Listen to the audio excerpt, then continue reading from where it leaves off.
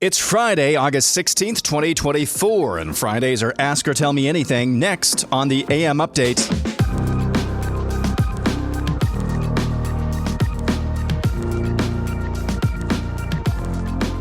Well, we've made it through another week. Thank you for, again, just hanging out with me every morning on the AM Update. I appreciate each and every one of you.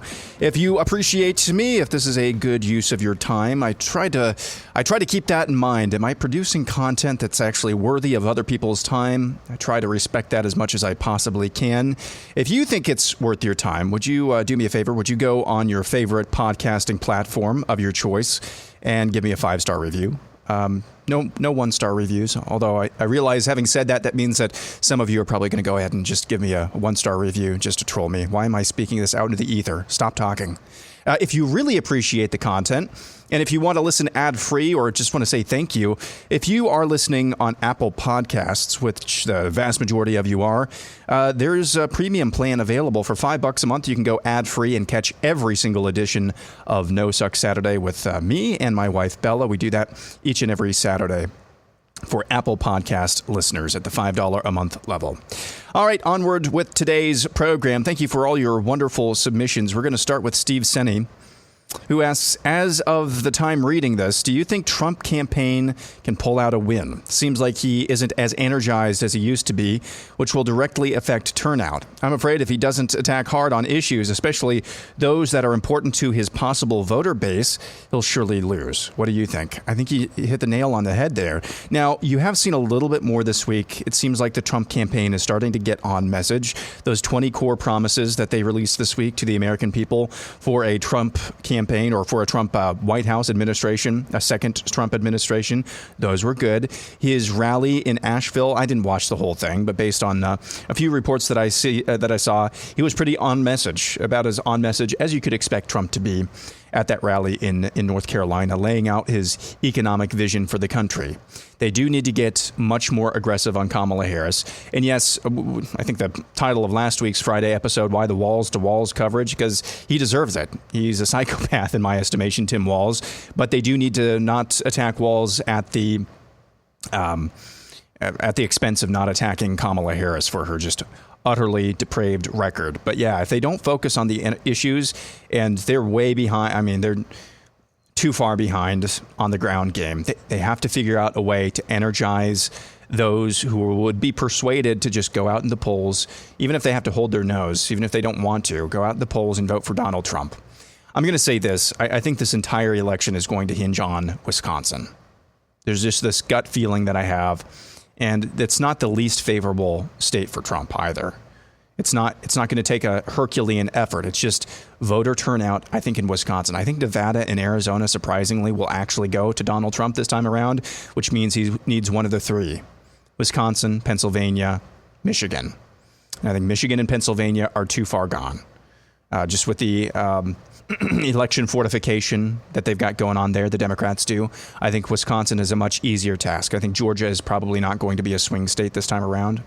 So Wisconsin, I think that's going to be what this election comes down to. So to answer your question, do you think his campaign can pull that out? I think they can. But I was talking to an acquaintance, a family member of mine, really smart guy, doesn't pay close attention to politics on a day-to-day, day-in and day-out basis. I was talking to him a couple of weeks ago, and he told me he assumed the election was over after the attempted assassination. I'm like, I don't think so. But we'll see. I don't know how pervasive that sentiment is, but we'll see coming forward. But there's still enough time. I think they can pull out a win. I think they can eke out a win. But they really need to be as focused as you could expect from Donald Trump. Let's see. Let's go to Allison Linville. What's your favorite thing or story about watching your kids interact? Well, Abby is still very young. Ben just turned 3 this week, and Abby just turned 4 months on the same day that Ben turned 3. And I didn't see this happen. I didn't see this happen in person, but Bella told me about it after the fact. That when we brought her home and she'd cry, Ben is very empathetic. He's very sensitive, and it upset him. It used to upset him to hear the noises that she would make, especially crying. Well, Abby has found her voice a little bit, and she makes a lot of noise, and it's to me it sounds like happy squeaks, and I just find it adorable. But to Ben and Bella, they're home all day with her, and it starts to wear on them a little bit. And Bella told me that the other morning, Abby was making her happy. Well, she was making her what sound like squeaks to me, but they're actually little screams. And Ben told Abby, "No, Abby, do not talk back." So that's kind of the first funny interaction. I mean, earlier on, like when she was a newborn, Ben just automatically, whenever she'd sneeze, he'd say, "God bless you, baby sister," things like that, which I thought was really cute. Joe Smith asks, what are your thoughts on daycare for young children? So I understand this is not going to be the case for all parents. There are some situations where there's probably no choice but to have two parents working. I will just say, and so I'm not casting judgment. I'm not trying to bind the conscience of anybody to whom that applies. But I will say, as long as it is possibly within our power, Bella and I are never, ever, ever going to consider daycare. And praise be to God, we're not in that position right now. But there are gems, I'm sure, of human beings that work at daycare. But the concept of having another adult watching over your child who is not invested in that child frightens us. And there are enough horror stories out there about daycare experiences that's just not an option to us. So as long as it is within our power, I'm just going to tell you what we do, and you can use your discernment and discrimination on your end. As long as it is within our power, there are just too many benefits of having your children's raised by you, the parents, as opposed to dropping them off at a daycare. And again, I know that doesn't apply to everybody. And then there are the extreme cases where moms or dads, they actually like daycare because they don't have to deal with their kids, and that's wrong. That's wrong. You drop them off at 8 o'clock in the morning, you pick them up at 7 o'clock at night. That's just no. And I'm sure there are parents out there to whom that applies. That I will bind a conscience. If you're dropping your kids off at daycare because you want a break from the kids or because you don't like raising kids, that is wrong. But as far as what I think the context of this question is, yeah, we're not considering it. Joel Miller says, I highly recommend reading Boniface Option's book, The Boniface Option. Love to hear your thoughts on it. This is 8th century wood chipper. I believe he's a pastor up in Minnesota. I've not read that book. I'm not sure what it's about, but I should check that out. I do follow him. I don't know what his real name is. I can't remember. But he is a good follow on X, Boniface Option. I'm assuming that means St. Boniface. Country Squire says Robbie Starbuck deserves a shout out for the work he's doing exposing the woke DEI policies at Harley-Davidson. He's becoming the conservative Ralph Nader. That's a fun comparison. I've given him shouts out for his work exposing things at Tractor Supply and other corporations that you just wouldn't. Tractor Supply, that was one. John Deere was another. Now he's on the warpath against Harley-Davidson. These companies whose base are people who are the exact opposite of woke, and yet their leadership is embracing woke policies.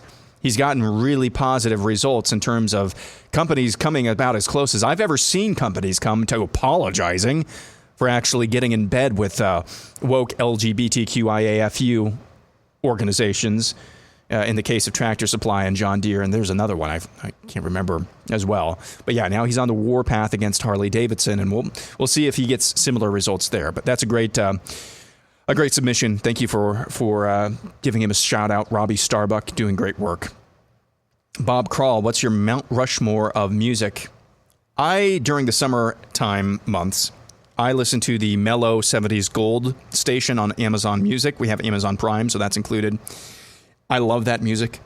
70s mellow rock is just wonderful background music for summertime. Vibing, as the kids say, out on the deck. I love that station. But if you were to ask me my Mount Rushmore of maybe musical influences or what I've enjoyed over my life, I'd still have to put Coldplay on there. And no, I'm not a homosexual. Although their music has gotten incredibly stale post 2008 and Viva La Vida. And so they're not one of my favorite bands now. But when I was in high school and college, I really loved Coldplay. I love Muse as well. That's another band that I have gone back to that's kind of from my era. But I have to put Led Zeppelin on there as well, going back to a previous era. And just, I don't listen to him a ton now, but to give you a Christian artist, and I haven't really paid attention to him much recently, maybe he's gone woke and you can tell me, but Josh Garrels, in terms of artistically pleasing music, with wonderful lyrics. Josh Garrels is a Christian artist who I've enjoyed in the past. So those are just things off the top of my head. I'm sure I'm forgetting people. Another band that I like that's really a modern version of Led Zeppelin is Greta Van Fleet. That's a great band that came onto the scene recently. The Struts, some of their lyrics are kind of questionable, but the lead singer of the Struts is like a modern-day Freddie Mercury. Just amazing vocal talent. I'm not giving a personal endorsement, but those are some that just popped in my head. Uncomfortably Dumb says, what book would you recommend for someone who was raised Catholic, attending a non-denominational church currently, and still feels like they don't have a church home, a.k.a. I'm lost? Well, there's a book that is required reading, literally, for the church that I attend, and that is called The Stranger on the Road to Emmaus. Yeah, The Stranger on the Road to Emmaus. It's written by John R. Cross, and it gives kind of, I don't want to say a cliff notes because that undersells it, but it gives you a really good foundation and basis for doctrine coming from a Catholic, coming from a non-church, kind of a nominal or cultural Christian perspective. It gives you a solid foundation of doctrine on a number of issues. And it starts, the book study we do at our membership class for church starts with the question, if you came to heaven, if you died today, went to heaven, or stood before the gates of heaven, and you were asked by St. Peter, I think it is, why should I let you in? What would your answer be? And at the end of the study, and really at the end of this book, you should be able to have a doctrinally sound answer to that question. Or maybe if you think you're saved, if you think you have salvation, but you really, I actually kind of misunderstood what it means to have salvation, this book is a good foundation for that. So it's J.R. Cross, The Stranger on the Road to Emmaus. That would be a great book that I would recommend. Allison Linville says, would you consider doing a monthly assassination investigation update for the next year so the media can't completely memory hole July 13th? Allison, that's a great idea, not only for this podcast, but elsewhere. That's a great idea. All right. Gerald Earl says Trump Vance needs every chance they get to refer to this as the Harris administration. Everything that has happened in the last 3.5 years must be on their shoulders. Yeah. And I have seen them do that. J.D. Vance is more on message and has been for longer than Donald Trump has been. But I've seen him or heard him refer to this as the Harris administration because it is. It is for all intents and purposes, the Harris administration. And again, it's mind-boggling that everybody's just going to let Joe Biden get away with this. Just obviously he's retiring. He's not retiring, but obviously he's stepping down from his reelection campaign because of obvious cognitive failures. Well, if he can't run for reelection, he can't run the country. But we're just all moving on. That needs to be called out as well, and it seems like everybody left and right is just kind of moving on. But you're right. It needs to be referred to as the Harris administration. Follow Truth says, do you know of anything in our daily lives where the government, local, federal, that they don't have their finger involved in? They are in every facet of our lives. Concerned about Harris, who now wants to pressure and institute price controls of food and products. Yeah, it's one of their campaign pitches. Price controls on food. We keep talking about the normies. I don't know what a normie is. I really don't. I don't know how widespread they are, if we even had a definition for what a normie is.